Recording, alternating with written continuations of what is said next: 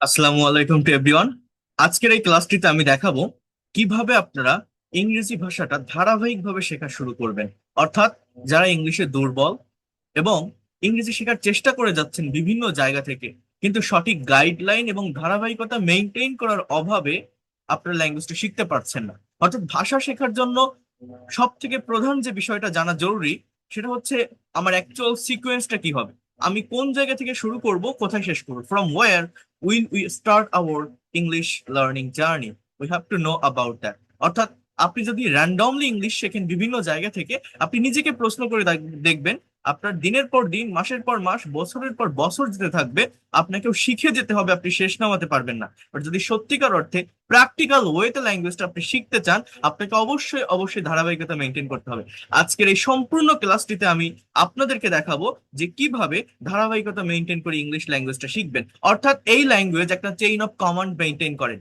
অর্থাৎ আপনি যদি ওয়ার্ড না বোঝেন, আপনি সেন্টেন্স পারবেন না, সেন্টেন্স না পারলে টেন্স পারবেন না, টেন্স সম্পর্কে যার ক্লিয়ার কনসেপ্ট থাকে না, সে ভয়েস চেঞ্জ পারে না। সো কোন টপিকের সাথে কোন টপিক কানেক্টেড এই ল্যাঙ্গুয়েজে, কিভাবে আপনি ডে বাই ডে ধারাবাহিক একটা ডেভেলপমেন্ট আপনি করতে পারেন, কোন জায়গা থেকে শুরু করবেন, কোথায় শেষ করবেন। তো চলুন আমরা ক্লাসের ভিতর মুভ করি। সম্পূর্ণ ক্লাসটি অনেক বেশি ইন্টারেক্টিভ হবে, প্রত্যেকে লাস্ট পর্যন্ত থাকার চেষ্টা করবেন, লাস্ট পর্যন্ত দেখার চেষ্টা করবেন এই ক্লাসটিকে। দেখবেন আপনি আপনার অ্যাকচুয়াল ডেভেলপমেন্ট বা ইমপ্রুভমেন্ট, যেটাই আমি বলি না কেন, আপনারা পাবেন। So how to start your spoken English learning journey. Okay, so আজকের এই ক্লাসটি থেকে মেইনলি যে বিষয়গুলো বলবো, দেখেন, লেসন অবজেক্টিভ। আমাদের আজকের পাঠের উদ্দেশ্য হচ্ছে বাক্য তৈরির সাধারণ স্ট্রাকচার এবং ভার্বের কনজুগেশন আয়ত্ত করা, হুইচ ইজ মোস্ট ইম্পর্টেন্ট। 12টি টেন্সের নিখুঁত ব্যবহার বোঝা এবং প্র্যাকটিক্যাল কনভারসেশন এগুলোকে অ্যাপ্লাই করা। আমরা অনেকে টেন্সের স্ট্রাকচার শিখি, কিন্তু প্র্যাকটিক্যালি কিন্তু আমরা এগুলোকে অ্যাপ্লাই করতে পারি না আমাদের ডে টু ডে লাইফের কনভারসেশন গুলোতে। মডাল ও সেমি মডাল ভার্বের সেমি মডেলের মাধ্যমে মনের সম্পূর্ণ ভাব প্রকাশ করা। অর্থাৎ এখানে হচ্ছে টেন্স দিয়ে কিন্তু মনের সম্পূর্ণ ভাবটা প্রকাশ করা যায় না। মনের হোল সেন্স বা সম্পূর্ণ ভাব প্রকাশ করার জন্য আমাদের টেন্স এর পাশাপাশি মডাল এবং সেমি মডাল অক্সিলারি ভার্বের ব্যবহার জানতে হয়। তো সেটি আমি এখান থেকে দেখাবো। অ্যাডভান্স রাইটিং অ্যান্ড স্পিকিং এর জন্য প্যাসিভ ভয়েসের সঠিক প্রয়োগ শেখা। তো এগুলো হচ্ছে আমাদের আজকের অবজেক্টিভ থাকবে। আপনারা বুঝতে পারবেন যে ল্যাঙ্গুয়েজটা ঠিক কোন জায়গা থেকে শিখবো, কোন কোন টপিক গুলো সম্পর্কে প্রপার কনসেপ্ট বা ধারণা রাখবো, এবং কোথায় শেষ হবে। So this class will be very effective for all of you. দেখেন, এইখানে আমি ফার্স্টে দিয়েছি বেসিক সেন্টেন্স স্ট্রাকচার, বাক্য তৈরির মূল স্ট্রাকচার। দেখেন, আপনারা যারা এর আগে আমার ক্লাস করেছেন, আমি এইটা অনেকেই দেখেছেন, আমি দেখিয়েছি। যে কোনো সেন্টেন্স বা বাক্য তৈরি করতে গেলে আমরা অনেকেই মনে করি যে স্ট্রাকচার হচ্ছে subject plus verb plus object, but না, আমাকে এই জায়গাটা থেকে বের হয়ে আসতে হবে। ইংলিশে যে কোনো সেন্টেন্স তৈরি করতে গেলে subject plus verb plus extension লিখতে হবে। এক্সটেনশন মানে হচ্ছে অতিরিক্ত অংশ। অর্থাৎ এই জায়গাটাতে অবজেক্টও থাকতে পারে, কমপ্লিমেন্টও থাকতে পারে, অ্যাডভার্বিয়ালস এর ব্যবহার হতে পারে। এগুলো মূলত কি আমি আপনাদের বুঝিয়ে দিব। এরপর দেখেন, একটা সেন্টেন্স, একটা কমপ্লিট সেন্টেন্স বা বাক্য মূলত কিভাবে তৈরি হয়। সাবজেক্ট লাগবে, সাবজেক্টকে একটা কথা যখন বলা হবে, একটা কাজ যখন করা হবে, কেউ তো একজন করবে, কেউ তো একজন বলবে। একটা বাক্যের সাবজেক্ট হতে পারে কি আই, অথবা উই, অথবা ইউ, অথবা হি বা সি বা দে বা রহিম বা করিম। এগুলোই কিন্তু একটি সেন্টেন্স বা বাক্যের সাবজেক্ট হয়। অর্থাৎ আপনি যদি একটু বুঝতে পারেন, বোঝার চেষ্টা করেন, সাবজেক্ট কিন্তু একটা নির্দিষ্ট সার্কেলের ভিতর থাকে। হয় আমি, না হলে আপনি, না হলে সে, না হলে তারা, এভাবেই হবে। এরপরে কিন্তু আমাকে ভার্ব ইউজ করতে হবে। ভার্ব মানে কি কাজ, অ্যাক্টিভিটিস। অর্থাৎ সাবজেক্ট কোন কাজটা করে, সে খায়, সে খেলে, সে করে, সে ছবি আঁকে, সে স্কুলে যায়, সে ইংরেজি শেখে, মানে কাজটা যেটা, শেখা, খাওয়া, পড়া, লেখা, দেখা। Verb is a word that denotes being, having, or doing something. Verb is the heartbeat of English sentences. I mean, without verb, you won't be able to make any kinds of English sentence. দেখেন, verb হচ্ছে একটা sentence বা বাক্যের প্রাণ বা heart. Verb ছাড়া কিন্তু আপনি কখনোই কোনো ইংলিশ সেন্টেন্স লিখতে বা বলতে পারবেন না। ভার্ব ছাড়া ইংলিশে কখনোই সেন্টেন্স তৈরি করা যায় না। আর সাবজেক্ট আর ভার্ব যদি আপনি পাশাপাশি বসাতে পারেন, তাহলে বাকি যে অংশটা থাকে সেটা অটোমেটিক্যালি চলে আসে। যেমন আমি খাই, আই ইট। আপনি কি খান? আপনি ভাত খান, ডাল খান, রুটি খান, সিচুয়েশন অনুযায়ী যেটা আসে আপনি সেটা বসিয়ে দিতে পারবেন। So I eat rice, that is the complete sentence. We play, আমরা খেলি। আমরা কি খেলি? আপনি কি খেলেন? আপনি ফুটবল খেলেন, ক্রিকেট খেলেন, লুডো খেলেন, দাবা খেলেন। আপনার মানে অতিরিক্ত যে অংশটা থাকবে সেটা কিন্তু অটোমেটিক্যালি চলে আসে। অর্থাৎ আপনার লাগবে কোনটা জানেন? ইংরেজি ভাষা শিখতে গেলে যারা মনে করেন আমি ভোকাবুলারিতে দুর্বল, ভোকাবুলারি সম্পর্কে ক্লিয়ার কনসেপ্ট বা সঠিক ধারণা আমার নেই, ভোকাবুলারি বলতে মূলত ভার্ব রিলেটেড ভোকাবুলারি শিখতে হবে। যার যত বেশি ভার্ব সম্পর্কে কনসেপ্ট বা ধারণা থাকবে সে তত দ্রুত ল্যাঙ্গুয়েজ ডেভেলপ করতে পারবে। Verb is the most important part of English language. আপনাকে এটা জানতেই হবে, এর কোনো আলটারনেটিভ ওয়ে নাই। হ্যাঁ, verb related word plus conjugation of verb জানতে হবে, যেটাকে বলা হয় ভার্বের ফর্ম। কেন জানতে হবে? আমরা ইংলিশে কথা বলতে পারি না কেন? স্পোকেন ইংলিশটা মূলত কি এটা আপনাকে বুঝতে হবে। দেখেন এইখানে যে বাক্যগুলো দেওয়া আছে, আমি ভাত খাই, আই ইট রাইস। আমরা ফুটবল খেলি, we play football. You do the work, তুমি কাজটি করো। শি ড্রস আ পিকচার, সে একটা ছবি আঁকে। দে গো টু স্কুল, তারা স্কুলে যায়। রহিম লার্নস ইংলিশ, রহিম ইংরেজি শেখে। অর্থাৎ একটা কাজ কেউ অ্যাজ ইউজুয়াল করে, রেগুলার হইতে হয়, প্রতিদিন কোন একটা কাজ হয়ে থাকে, তাহলে এইটাকে আমরা কোন টেন্স বলছি? আমি যদি আপনাদেরকে বলি এইখানে যে বাক্যগুলো দেওয়া আছে এগুলো কোন টেন্সে লেখা বলেন তো? আপনারা প্রত্যেকেই বলবেন প্রেজেন্ট সিম্পল বা প্রেজেন্ট ইনডিফিনিট টেন্স। কেন? সাবজেক্টের পর যে ভার্ব গুলো আমরা দেখতে পারছি সেগুলো বেস ফর্মে আছে, একদম প্রেজেন্ট ফর্মে আছে। দেখেন, এরকম একটা স্টেবল টাইমে বা টেন্সে বা ফর্মের উপর ভার্বকে রেখে আমরা ইংলিশে কথা বলতে পারি না। আপনি যখন ইংলিশে প্র্যাকটিক্যালি কারোর সাথে কনভারসেশন করবেন, কারোর সাথে কমিউনিকেশন করবেন, ফ্লুয়েন্টলি কথা বলতে যাবেন, তখন অবশ্যই অবশ্যই আপনাকে ভার্বের বিভিন্ন ফর্মের চেঞ্জ করতে হবে। আমরা অনেকেই মনে করি ইংলিশ শেখার জন্য টেন্স শিখতে হয়, টেন্স হচ্ছে কম্পালসারি একটা topic, tense is the fundamental things, right? কিন্তু টেন্সটা কেন শিখি আমরা? টাইমের পরিবর্তনের জন্য। ওই যে বললাম, এইরকম এক্সটেবল টাইমে কথাকে রেখে গোতে পারেন না, আপনাকে সময়ের পরিবর্তন করতে হবে। আমি প্র্যাকটিক্যালি দেখাচ্ছি, জাস্ট ওয়েট আ মিনিট, আমি দেখাচ্ছি। তো এই টেন্স মূলত কি জানেন? টেন্স হচ্ছে মূলত ভার্বের ফর্মের চেঞ্জ। এক একটা ভার্বের টোটাল 5টা করে ফর্ম থাকে। আমাদের গ্রামার যে বইগুলো থাকে এখানে 3টা ফর্ম দেওয়া থাকে, V1 বা প্রেজেন্ট ফর্ম, V2 বা পাস্ট ফর্ম, V3 বা পাস্ট পার্টিসিপল ফর্ম। এই 3টা ফর্ম মূলত দেওয়া থাকে, বাট একটা ভার্বের টোটাল ফর্ম হচ্ছে 5টি। V4 বা প্রেজেন্ট পার্টিসিপল, V5 বা থার্ড পারসন ফর্ম। অর্থাৎ প্রেজেন্ট সিম্পল টেন্সে subject third person singular number হলে ভার্বের সাথে এস বা ইএস বসে, এটাকে V5 বলা হয়। কিন্তু এই লাস্টের 2টা ফর্ম দেওয়া থাকে না, মনে করা হয় টেন্স শেখার সঙ্গে সঙ্গে এগুলো শেখা হয়ে যায়। আসলে টেন্সের স্ট্রাকচার হচ্ছে মূলত ভার্বের ফর্মের চেঞ্জ। মনে রাখবেন, এক একটা টেন্সের স্ট্রাকচারে এক এক ধরনের ভার্ব বসেই কিন্তু কথার কালের বা সময়ের পরিবর্তন হয়ে থাকে। তো ইংরেজি শেখার জন্য সব থেকে গুরুত্বপূর্ণ পার্ট কোনটা যদি আপনি আমাকে বলেন, আমি বলবো ভার্ব রিলেটেড ওয়ার্ড জানা, কনজুগেশন অফ ভার্ব। আপনারা যারা আমার এই গ্রুপটাতে আছেন, হোয়াটসঅ্যাপ গ্রুপ থেকে ক্লাসগুলো করেন, দেখবেন আমি গতকাল ভার্বের উপর একটা ক্লাস আপনাদেরকে প্রোভাইড করেছিলাম, ভোকাবুলারি ডেভেলপমেন্টের উপর। ওই ক্লাসটা আপনারা দেখে আসবেন, তাহলে বুঝতে পারবেন। তো যেটা আমি আপনাদেরকে বলছি, যার যত বেশি ভার্ব রিলেটেড ওয়ার্ডের অর্থ জানা থাকবে এবং ভার্বের ফর্ম জানা থাকবে। দেখেন, ইট মানে খাওয়া, এর একটা পাস্ট ফর্ম আছে, সেটা হচ্ছে এইট।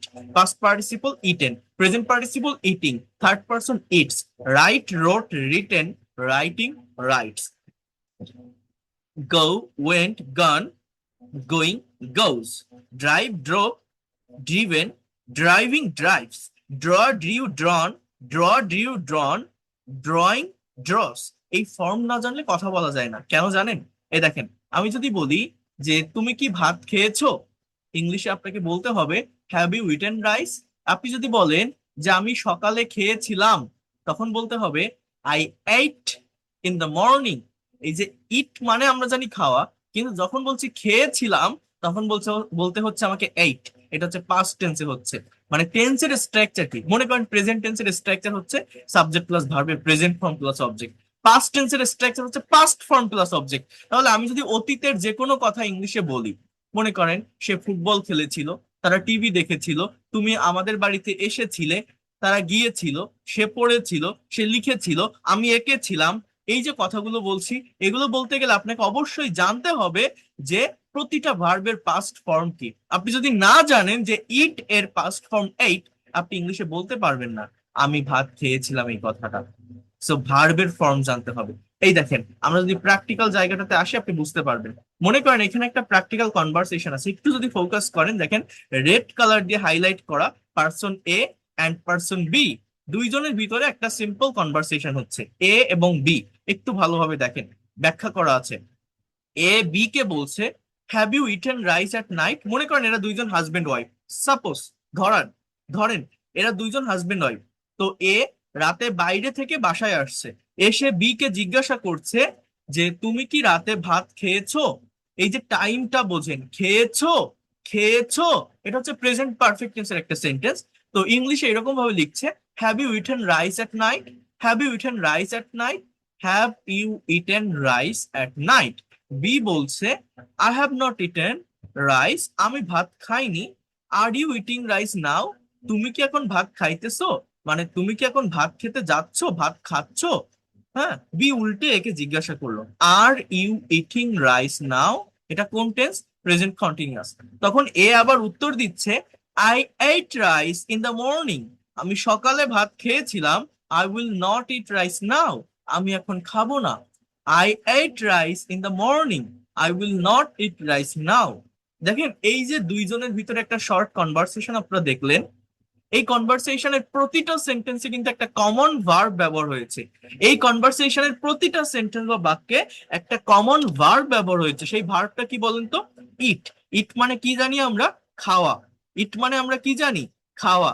কিন্তু দেখেন তো সম্পূর্ণ কনভারসেশনে জাস্ট ইট কোথাও আছে, প্র্যাকটিক্যাল সেন্টেন্স গুলোতে কোথাও ইট লেখা আছে, আছে ইটেন, আছে ইটিং, আছে এইট, আচ্ছা উইল নট ইট বা উইল ইট, দেখেন জাস্ট ইট কিন্তু কোথাও নাই।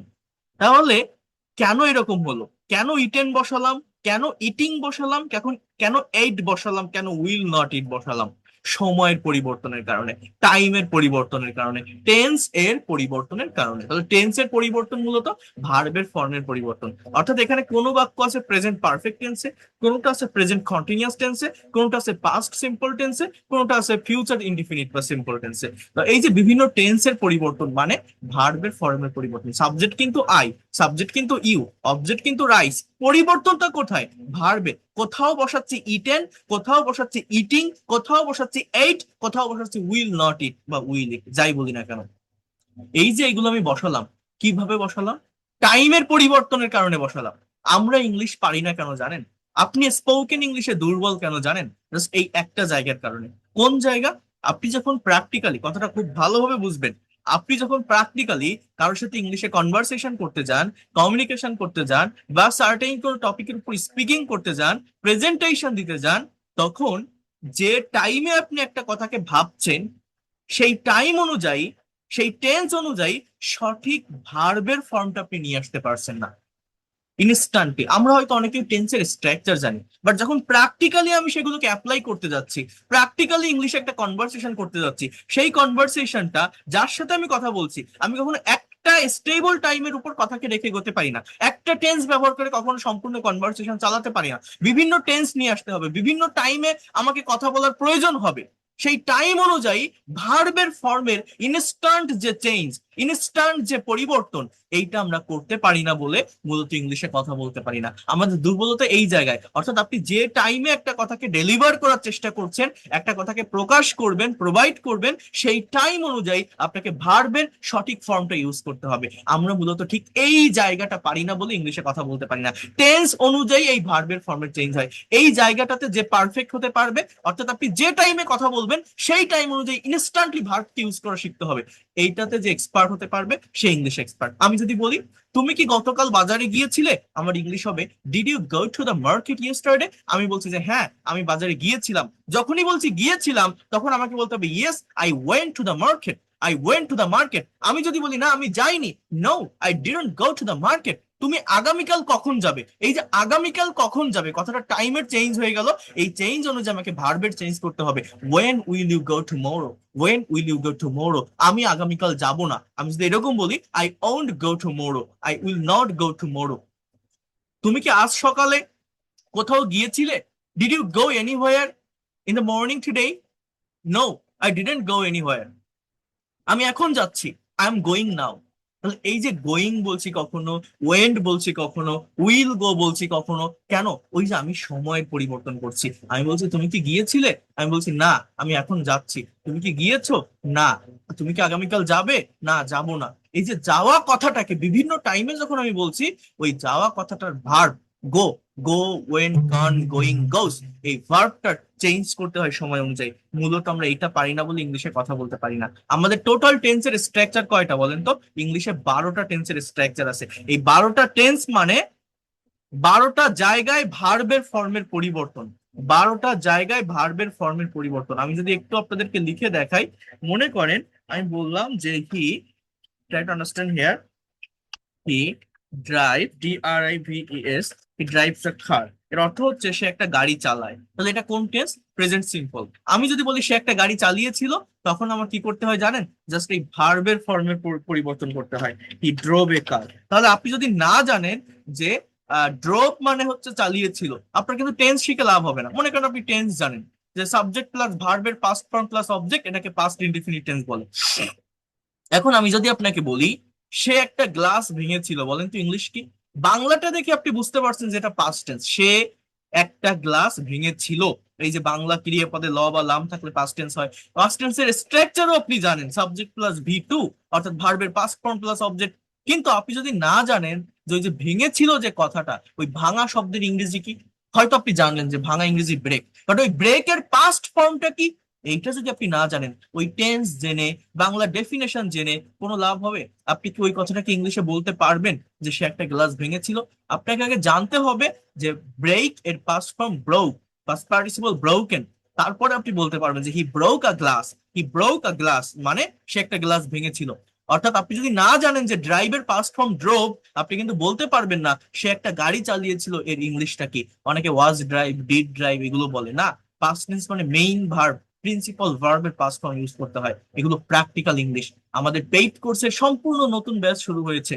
যদি কেউ ইংলিশে একদম প্রফেশনাল হতে চান, এক্সপার্ট হতে চান, আমাদের ব্যাচে এনরোল করার চেষ্টা করবেন। Within very short time you will be expert and fluent in English. কারণ একদম প্র্যাকটিক্যাল ওয়েতে বেসিক থেকে ধরে ধরে গোছানো পদ্ধতিতে প্রতিটা দুর্বল স্টুডেন্টকে আমরা শিখিয়ে থাকি। সো হি ড্রাইভস এ কার, সে একটা গাড়ি চালায়। হি ড্রোভ এ কার, সে একটা গাড়ি চালিয়েছিল। আমি যদি বলি হি উইল ড্রাইভ আ কার, সে একটা গাড়ি চালাবে। He is, he is driving, is driving a car, driving a car, সে একটা গাড়ি, DRIVING, is driving a car, সে একটা গাড়ি চালাচ্ছে। হি ওয়াজ ড্রাইভিং আ কার, সে একটা গাড়ি চালাচ্ছিল। দেখেন পাস্ট কন্টিনিউয়াস। আমি যদি বলি he has driven a car, driven a car এর মানে হচ্ছে সে একটা গাড়ি চালিয়েছে। এইভাবে মূলত ভার্বের ফর্মের পরিবর্তনের মাধ্যমে কথার পরিবর্তন, কালের পরিবর্তন, সময়ের পরিবর্তনটা হয়ে থাকে। আমাদের কাজ হচ্ছে ইংলিশ শেখার ক্ষেত্রে একটা পার্টিকুলার ভার্বকে, ভার্ব রিলেটেড ওয়ার্ডকে আমরা ইনস্ট্যান্টলি কতগুলো ওয়েতে, কতগুলো টাইমে, কত ভাবে, কত দিকে পরিবর্তন করতে পারি। এটা যারা বুঝতে পারবে, যারা শিখতে পারবে, যারা ডেভেলপ করতে পারবে, তারা অনেক দ্রুত ইংলিশে কথা বলতে পারবে। এইটাই হচ্ছে ম্যান্ডেটরি থিংস। তো দেখেন এখানে আমার টোটাল 7টা টেন্স অলরেডি লেখা হয়ে গেছে। সাবজেক্ট কি? হি। অবজেক্ট কি? আখার। কথার পরিবর্তন, কালের পরিবর্তন, সময়ের পরিবর্তনের জন্য পরিবর্তনটা মূলত কোথায় হয়েছে? ভিতরে, ভার্বের ফর্মে। সো এটা আমাকে জানতে হবে। এরপর দেখেন টেন্সের স্ট্রাকচার আছে টোটাল 12টা। এই 12টা স্ট্রাকচার দিয়ে আবার মনের সম্পূর্ণ ভাব প্রকাশ করা যায় না। মনের হোল সেন্স বা সম্পূর্ণ ভাব প্রকাশের জন্য টেন্স এর পাশাপাশি আমাদের আরেকটা বিষয় শিখতে হয়, সেটা হচ্ছে মডালের ব্যবহার।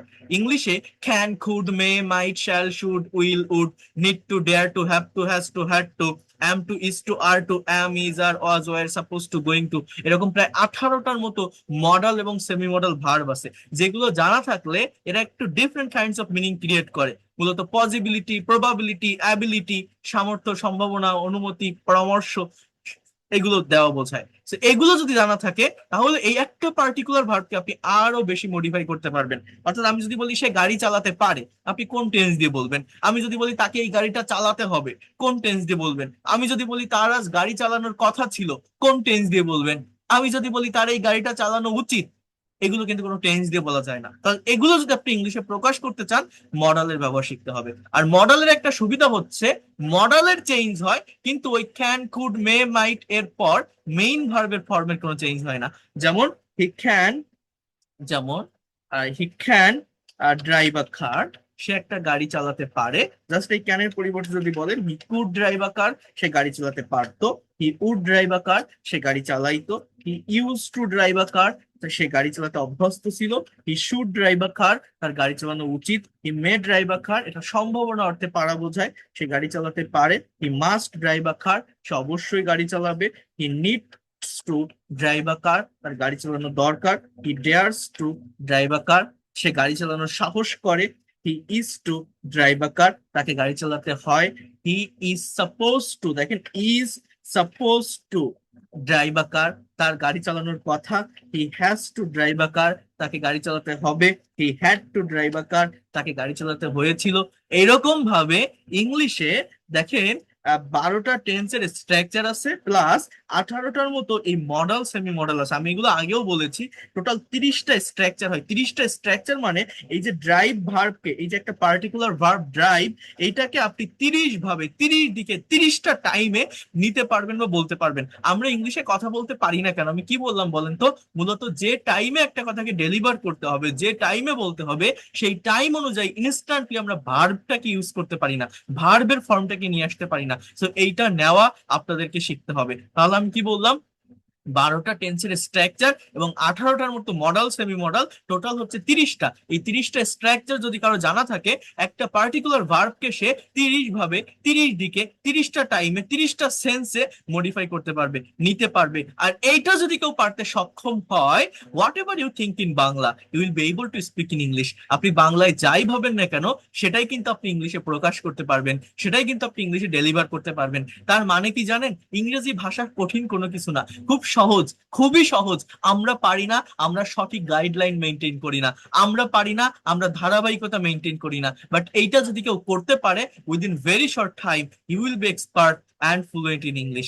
এতটুকু আমি আপনাকে অ্যাসিওর করতে পারি। আমার প্রত্যেকটা স্টুডেন্টকে আমি এভাবে শিখিয়ে থাকি, এভাবে বুঝিয়ে থাকি। আপনি কেন পারবেন না? প্র্যাকটিক্যালি শিখবেন। দেখেন এই যে প্রতিটা টেন্স দিয়ে এখানে সেন্টেন্স গুলো তৈরি করা আছে। আই প্লে ফুটবল, আমি ফুটবল খেলি। আই প্লেড ফুটবল, আমি ফুটবল খেলেছিলাম। আই উইল প্লে ফুটবল, আমি ফুটবল খেলবো। আই এম প্লেইং ফুটবল, আমি ফুটবল খেলছি। আই ওয়াজ প্লেইং ফুটবল, আমি খেলছিলাম। I will be playing football, আমি খেলতে থাকবো। এইভাবে প্রত্যেকটা টেন্স দিয়ে সেন্টেন্স তৈরি করা আছে। এরপর সেই মডাল এবং সেমি মডাল গুলো দিয়ে দেখেন কতটা সুন্দর, সহজ, সাবলীল ভাবে অর্গানাইজ ওয়েতে প্রতিটা সেন্টেন্স তৈরি করা। যেমন আই ক্যান প্লে ফুটবল, আমি ফুটবল খেলতে পারি। আই কুড প্লে ফুটবল, এখানে মডাল ভার্বের পরিবর্তন অনুযায়ী মূলত সেন্টেন্সের অর্থের পরিবর্তন হয়। আমি ফুটবল খেলতে পারতাম, আমার মেইন ভার্বটা কি? প্লে। প্লে মানে কি? খেলা। এই খেলা কথাটাকে আমি কত ভাবে বললাম বলেন তো? প্রায় 30 ভাবে, 30টা টাইমে, 30টা সেন্সে পরিবর্তন করা যায়। আই শুড প্লে ফুটবল, আমার ফুটবল খেলা উচিত। আই উড প্লে ফুটবল, আমি ফুটবল খেলতাম। আই মে প্লে ফুটবল, আমি ফুটবল খেলতে পারি। আই মাস্ট প্লে ফুটবল, আমি অবশ্যই ফুটবল খেলবো। I need to play football, আমার ফুটবল খেলা দরকার বা প্রয়োজন। I dare to play football, আমি ফুটবল খেলার সাহস করি। I use to play football, আমি ফুটবল খেলতে অভ্যস্ত ছিলাম। I ought to play football, আমার ফুটবল খেলা উচিত। I am to play football, আমাকে ফুটবল খেলতে হয়। ought টু মানে হচ্ছে ভদ্রতার সাথে কোনো কিছু করা উচিত। I was two play football, আমাকে ফুটবল খেলতে হতো। I am suppose two play football, আমার ফুটবল খেলার কথা। I was suppose two play football, আমার ফুটবল খেলার কথা ছিল।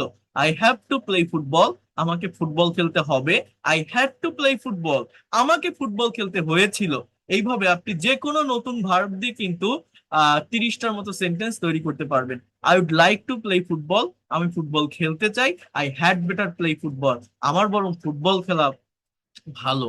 হ্যাঁ, এরপর আবার ওই যে 30টা স্ট্রাকচারের কথা বলছি, ওদের একটা রিভার্স স্ট্রাকচার আছে প্যাসিভের। এই প্যাসিভ নিয়ে আমি আপনাদের পরবর্তী কোনো একটা ক্লাসে আয়োজন করব, আলোচনা করব। এটা খুবই গুরুত্বপূর্ণ একটা পার্ট। প্যাসিভ নিয়ে আমি কথা বলবো। তো আমি এখন আরেকটা পার্ট আপনাদের দেখাবো, সেটা হচ্ছে ল্যাঙ্গুয়েজ ড্রিল। অর্থাৎ এগুলো পড়ার পর আপনি প্র্যাকটিসটা মূলত কিভাবে করবেন, এই যা যা আমি বললাম এটার আসল প্র্যাকটিসটা কিভাবে হবে সেটা আমি একটু দেখাবো। তার আগে আমি বলি, যারা এখনো পর্যন্ত অ্যাডমিশন নিতে চান, আমাদের এই মাসে সম্পূর্ণ নতুন পেইড ব্যাচে ভর্তি চলছে, রাত 8টা থেকে 9টা এবং 9টা থেকে 10টা। 01997356957 এই নাম্বারে আপনারা হোয়াটসঅ্যাপে নক করে বা ডিরেক্টলি কল করে আমার সাথে কথা বলতে পারবেন এবং পেইড কোর্সে ভর্তি হতে পারবেন। আমাদের পেইড কোর্সের টোটাল কোর্স ফি হচ্ছে 2000 টাকা। আমি আবারও বলছি, পেইড কোর্সের টোটাল কোর্স ফি যারা আসবেন, কোর্স ফি টোটাল হচ্ছে 2000 টাকা। এবং এটা 3 মাসের কোর্স। কোর্সের ডিউরেশন হচ্ছে 3 মান্থ, 3 মাসের কোর্স। এবং এই কোর্সটা শুধু 3 মাস না, আপনি যতদিন না পর্যন্ত এক্সপার্ট এবং ফ্লুয়েন্ট হতে পারবেন আপনি আমাদের সাথে থাকতে পারবেন। সেই সাপোর্ট, সেই গাইডলাইন আপনার থাকবে। যদি 3 মাসে কভার করতে না পারেন, কোনো ক্লাস মিস করেন, পরবর্তীতে একসাথে অনেকগুলো ক্লাসও মিস করেন, পরবর্তীতে যে কোনো নতুন ব্যাচে ভর্তি হতে চান, আপনাকে ভর্তি করিয়ে নেওয়া হবে। তার জন্য আলাদা কোনো টাকা লাগবে না। টোটাল কোর্স ফি 2000 টাকা। এই 2000 টাকার ভিতরেই আপনি আমার সাথে লাইফ টাইম সাপোর্ট পাবেন, থাকতে পারবেন। এর সাথে আপনি পাবেন ল্যাঙ্গুয়েজ ক্লাব। দেখেন, একটা ভাষা শিখতে গেলে সব থেকে বেশি যেটা প্রয়োজন, প্র্যাকটিস। প্র্যাকটিসের ওয়েল এনভায়রনমেন্ট না থাকলে আপনি কখনোই ল্যাঙ্গুয়েজটা শিখতে পারবেন না। তো টু ওয়ে কমিউনিকেশনের মাধ্যমে ভাষা শিখতে পারবেন, টিচারের সাথে ডিরেক্টলি কানেক্টেড থাকবেন, লাইভ ক্লাস করবেন। আর ক্লাস টাইম হচ্ছে দুইটা আছে আমাদের বর্তমানে স্লট, রাত 8টা থেকে 9টা একটা, আরেকটা হচ্ছে রাত 9টা থেকে 10টা। দুইটাই নতুন ব্যাচ। আপনারা চাইলে যে কোনো ব্যাচে ভর্তি হতে পারবেন, বিকাশ বা নগদে। এই নাম্বারটাতে সেন্ড মানি করে জানাবেন, 0199736 356957। এবং বেসিক গ্রামার থেকে শুরু করে spoken English, free hand writing, conversation, translation, pronunciation, প্রত্যেকটা বিষয় সম্পর্কে ইন ডিটেলস আলোচনা করব। যারা ইংলিশে একদমই দুর্বল তারা শুরু থেকে ধারাবাহিকভাবে শিখতে পারবেন।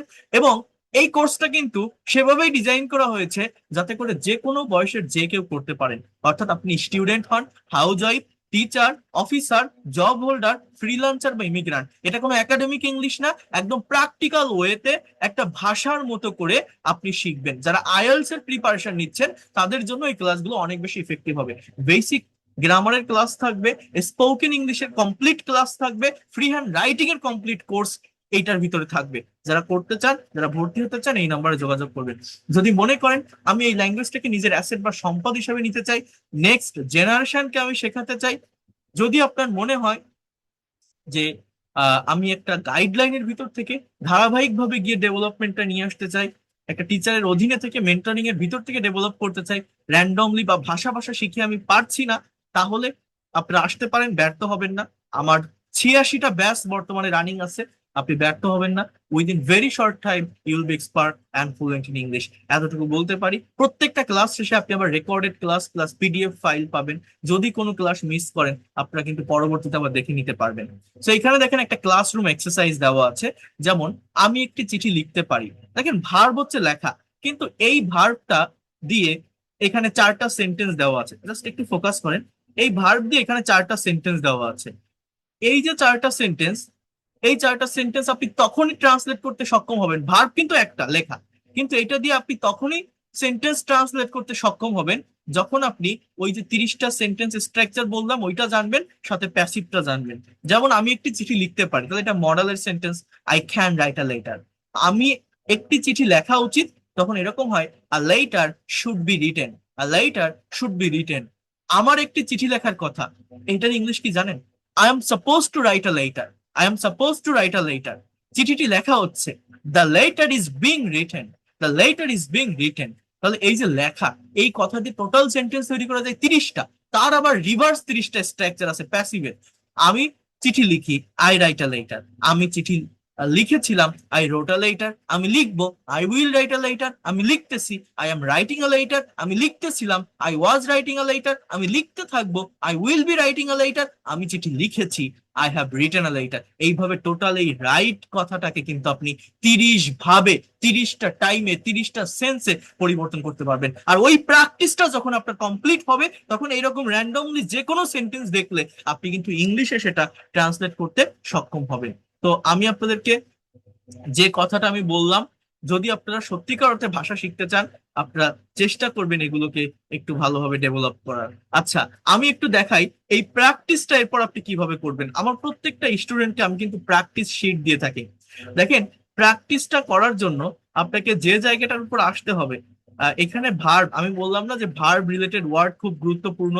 যারা ইংলিশে ভোকাবুলারিতে দুর্বল, মেইনলি ভার্বের ভোকাবুলারি পড়তে হবে, কারণ সাবজেক্ট কিন্তু নির্দিষ্ট সার্কেলে থাকে, অবজেক্ট অটোমেটিক্যালি চলে আসে। জানতে হবে ভার্ব। তো এখানে আমার 200টা ভার্ব আছে, যেগুলো most useful and effective verb, যেগুলো বাংলায় আমাদের ডে টু ডে লাইফে আমরা বিভিন্ন কনভারসেশনে ইউজ করি বা অ্যাপ্লাই করি, বাট ইংলিশে প্রপার কনসেপ্ট বা ধারণা না থাকার কারণে, ফর্ম না জানার কারণে কথা বলতে পারি না। কেউ যদি অ্যাটলিস্ট এই 200টি ভার্ব ভালোভাবে প্র্যাকটিস করতে পারেন, কারণ এগুলো বাছাইকৃত মোস্ট 200 ইউজফুল ভার্ব, যদি মুখস্থ করতে পারেন, পড়তে পারেন, ডেভেলপ করতে পারেন, তাহলেও আপনি খুব কম সময়ের ভিতর ইংলিশে কথা বলতে সক্ষম হবেন, প্রেজেন্টেশন দিতে সক্ষম হবেন, এক্সপার্ট হতে সক্ষম হবেন। যে কোনো একটা কথা বাংলায় ভাবলে সেটাকে আপনি ইংলিশে বলতে পারবেন। এই দেখেন, 30+ sentences practice with on verb. আমি প্র্যাকটিসটা কিভাবে করাই দেখেন, এখানে ওই যে চালানো কথাটা দিয়ে আমি যে সেন্টেন্স গুলো লিখছিলাম না, সেইভাবে টোটাল 30টা শুধু বাংলা সেন্টেন্স আছে। আপনি দেখবেন বাংলায়, বলবেন ইংলিশে। এইভাবে আপনার প্র্যাকটিসটা করতে হবে। He drives a car, he drove a car, he will drive a car, he is driving a car, he was driving a car, he will be driving a car, he has driven a car. এইভাবে যদি আপনি যে কোনো কথাকে, আমাদের মাতৃভাষা কি, mother tongue কি, বাংলা, তো আপনি যে কোনো কথা ব্রেনে বাংলায় আসলেও ইনস্ট্যান্টলি সেটাকে ইংলিশে কনভার্ট করবেন। কিভাবে করবেন, যদি এই প্র্যাকটিসটা করতে পারেন তাহলে আপনি করতে পারবেন। এটা সাইকোলজিক্যাল থিংস, এটা কিন্তু অটোমেটিক্যালি হয়। আপনি দেখেন, প্রাইমারি লেভেলে যখন আপনি ইংরেজিটা শিখতে যাচ্ছেন, যখনই আপনি ইংলিশে কিছু লিখবেন বা বলবেন, ব্রেইনে কিন্তু আগে বাংলাটা চলে আসে, সেটাকে কনভার্ট করে আপনি ইংলিশে লেখার বা বলার চেষ্টা করেন। তো এই প্র্যাকটিসটা করলে আপনার আর ইংলিশে কনভার্ট করতে হবে না, যে কোনো একটা কথা ভাবলেই আপনি ইনস্ট্যান্টলি ইংলিশে বলতে পারবেন। দেখেন, তুমি ফুটবল খেলো, ইউ প্লে ফুটবল। তুমি ফুটবল খেলেছিলে, ইউ প্লেড ফুটবল। এবার তারা স্কুলে যায়, দে গো টু স্কুল। তারা স্কুলে গিয়েছিল, যে ওয়েন্ট টু স্কুল। এর পরপর আপনাকে করতে হবে, যেমন they will go to school, তারা যাবে। They are going to school, তারা যাচ্ছে। They were going to school, তারা স্কুলে যাচ্ছিল। They will be going to school.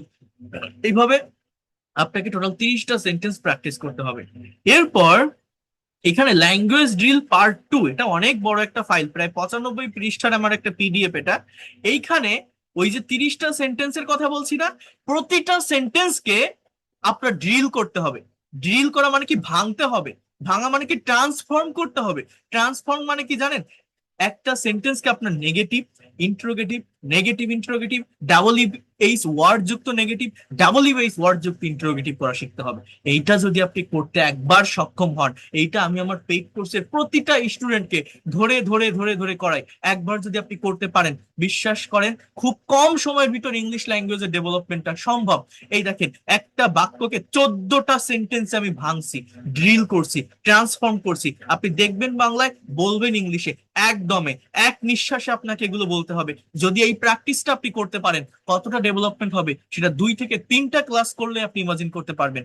সে একটি চিঠি লেখে, হি রাইটস আ লেটার। সে একটি চিঠি লেখে না, he doesn't write a letter. সে কি একটি চিঠি লেখে, does he write a letter. সে কি একটি চিঠি লেখে না, doesn't he write a letter. সে কখন একটি চিঠি লেখে, when does he write a letter. সে কখন চিঠি লেখে না, when doesn't he write a letter. সে কেন চিঠি লেখে, why does he write a letter. সে কেন চিঠি লেখে না, why doesn't he write a letter. সে কোথায় চিঠি লেখে, where does he write a letter. সে কোথায় চিঠি লেখে না, where doesn't he write a letter. সে কিভাবে একটি চিঠি লেখে, how does he write a letter. সে কিভাবে একটি চিঠি লেখে না, how doesn't he write a letter. সে কতবার একটি চিঠি লেখে, how often does he write a letter. সে কতক্ষণ ধরে একটি চিঠি লেখে, how long does he write a letter. এই যে 14টা সেন্টেন্সের ইংলিশ করলাম, এইটা আপনাকে করা শিখতে হবে, এইটা ইনস্ট্যান্টলি করা শিখতে হবে। এই দেখেন, যদি টেন্সের পরিবর্তন হয়, সে একটি চিঠি লিখেছিল, হি রোট আ লেটার। সে চিঠি লেখেনি, he didn't write a letter. সে কি চিঠি লিখেছিল, did he write a letter? Did he write a letter? সে কি চিঠি লেখেনি, didn't he write a letter. সে কখন একটি চিঠি লিখেছিল, when did he write a letter? When did he write a letter? সে কখন চিঠি লেখেনি, when didn't he write a letter. সে কেন চিঠি লিখেছিল, why did he write a letter? Y did he write a letter? সে কেন চিঠি লেখেনি, why didn't he write a letter? Why didn't he write a letter? সে কোথায় একটি চিঠি লিখেছিল, where did he write a letter? Where did he write a letter? সে কোথায় চিঠি লেখেনি, where didn't he write a letter? সে কিভাবে একটি চিঠি লিখেছিল, how did he write a letter? How did he write a letter? সে কিভাবে একটি চিঠি লেখেনি, how didn't he write a letter? How didn't he write a letter? সে কতবার একটি চিঠি লিখেছিল, how often did he write a letter? সে কতক্ষণ ধরে একটি চিঠি লিখেছিল, how long did he write a letter? So এইভাবে আর কি আপনাদের সেন্টেন্স তৈরি করতে হবে। দেখেন, ফিউচার, নতুন ভার্ব,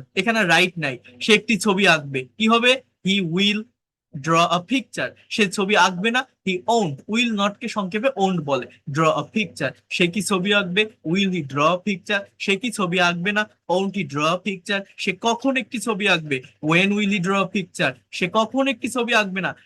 এইভাবে প্রচুর প্র্যাকটিস আছে। এই প্র্যাকটিসটা শুধু একটা সেন্সে না, বিভিন্ন ওয়েতে, বিভিন্ন সেন্সে এটা দেওয়া আছে। যেমন দেখেন, শুধু পাস্ট ইনডিফিনিট টেন্স দিয়ে, এবং এখানে কিন্তু নতুন নতুন ভার্বের ব্যবহার করা। অনলি পাস্ট সিম্পল বা ইনডিফিনিট টেন্স দিয়ে প্রায় নেগেটিভ, ইন্ট্রোগেটিভ সহ 50টা বাক্য দেওয়া আছে। আমি অ্যাসিওর করে বলতে পারি, গ্যারান্টি সহকারে বলতে পারি, কেউ যদি এই 50টা সেন্টেন্স একদমে এক নিঃশ্বাসে দেখবেন বাংলায়, বলবেন ইংলিশে, যদি প্র্যাকটিস করতে পারেন, জীবনে কোনোদিন আপনার এই পাস্ট টেন্স নিয়ে সমস্যা বা প্রবলেম ফেস হবে না। এতটুকু আমি আপনাকে বলতে পারি। যেমন দেখেন, সে একটি গ্লাস ভেঙেছিল, কি হবে ইংলিশটা বলতে পারেন, হি ব্রোক আ গ্লাস। তুমি কি একটি গ্লাস ভেঙেছিলে, did you break a glass? Did you break a glass? আমি গ্লাসটি ভাঙিনি, I didn't break the glass. I didn't break the glass. তুমি কেন গ্লাসটি ভেঙেছিলে, why did you break the glass? Why did you break the glass? Why did you break the glass? তুমি কখন গ্লাসটি ভেঙেছিলে, when did you break the glass?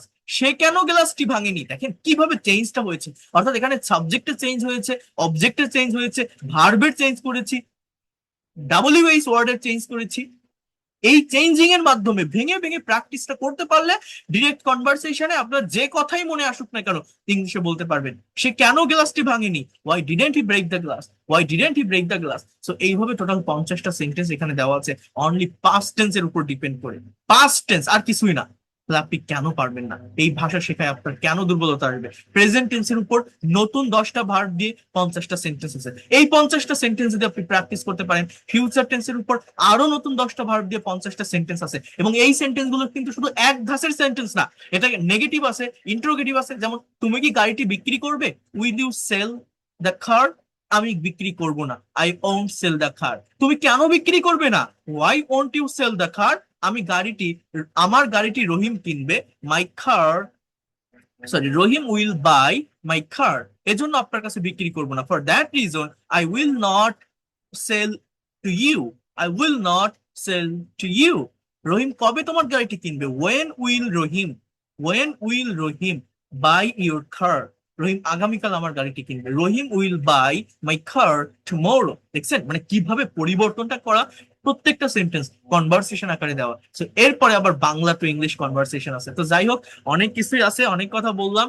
যদি আপনাদের এই যে মডাল ভার্ব দিয়ে ড্রিল প্র্যাকটিস আছে, সো যদি আপনাদের সত্যিকার অর্থে ল্যাঙ্গুয়েজ শেখার ইচ্ছা থাকে, যদি মনে করেন এই লোকটা পড়াতে পারে, বুঝাতে পারে, টেকনিক ভালো, হয়তো শিখতে পারবো, আপনি আসতে পারেন। এতটুকু বলতে পারে আপনি ব্যর্থ হবেন না। Within very short time you will be expert and fluent in English. এতটুকু বলতে পারি, আমি যাদেরকে শেখাই, যাই শেখাই, প্র্যাকটিক্যালি শেখাই। আপনি যত দুর্বল থাকেন, যত উইক থাকেন ইংলিশে, আপনি এক্সপার্ট এবং ফ্লুয়েন্ট হতে পারবেন, এর কোনো ব্যত্যয় নেই। অবশ্যই অবশ্যই পারবেন, কেউ আপনাকে আটকে রাখতে পারবে না। তো এখনো বলছি, যারা আসতে চান পেইড কোর্সে, যারা ভর্তি হতে চান, সম্পূর্ণ নতুন ব্যাচ আছে, আপনারা এই নাম্বারটিতে যোগাযোগ করে পেইড কোর্সে ভর্তি হতে পারবেন। এটা আমার number, Sohag sir, 01997356957, 01997356957। So that's all for today. ভালো থাকবেন সবাই, আর প্রত্যেকটা ক্লাসের কিন্তু রেকর্ড এবং পিডিএফ ফাইল পাবেন যারা পেইড কোর্সে আসবেন। সো ভালো থাকবেন, দেখা হবে পরবর্তী কোনো ক্লাসে। আল্লাহ হাফেজ, থ্যাংক ইউ সো মাচ।